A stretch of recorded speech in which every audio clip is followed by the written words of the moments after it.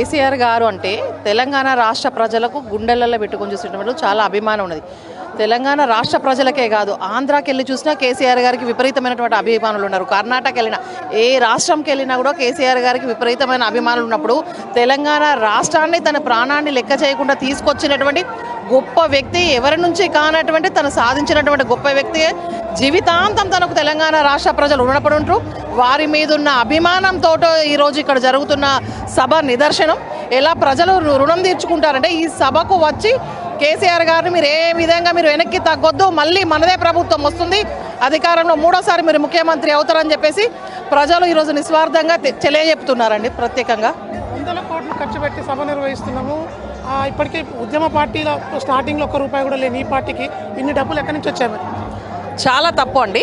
ఏ పార్టీకైనా party fund అనేది ఆటోమేటిక్గా ఉంటుంది. పార్టీ ఏర్పాటు చేసుకున్నప్పటి నుంచి పార్టీకి ఫండ్ నిధి అనేది ఏర్పాటు చేసుకుంటారు. ఏ పార్టీనా చిన్న ఆర్గనైజేషన్ ఏర్పాటు చేసుకుంటే దానికి ఒక నిధి ఉంటుంది. ఇంత పెద్ద పార్టీ దీనికి నిధి ఉండడం అనేది తప్పు లేదు. పార్టీకి ఎన్నో అవసరాలు ఉంటాయి, పార్టీలు సభలు పెట్టుకోవచ్చు.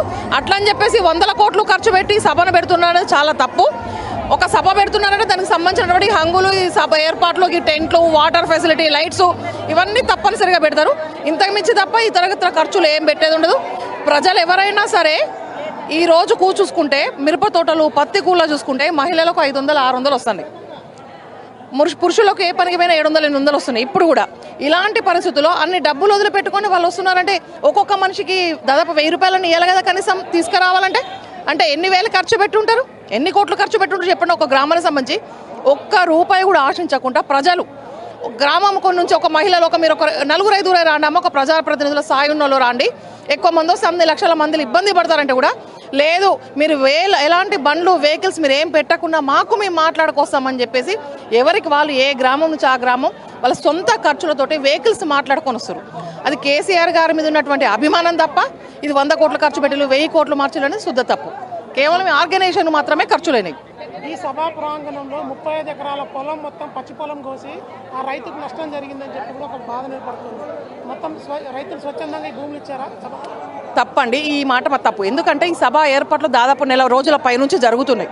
అన్ని రోజుల నుండి జరుగుతుంటే మీరు మీడియా వాళ్ళకి మీకు తెలిసి ఉంటుంది కదా, మీ దృష్టికి వస్తుంది కదా.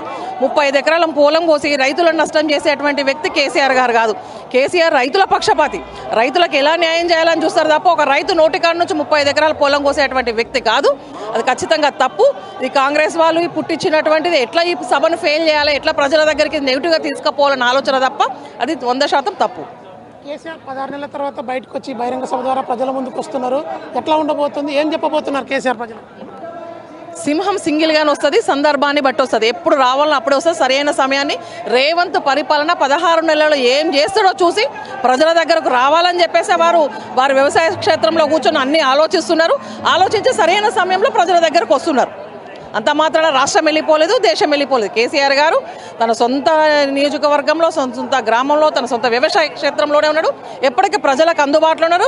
ప్రజలందరూ వెళ్ళి కేసీఆర్ గారిని కలుస్తూనే ఉన్నారు వారి అభిమానులు. ఎలా ఉండబోతుంది ఫైనల్గా సభ? ఇలాంటి కుంభమేళ ఎక్కడ జరగదు కావచ్చు.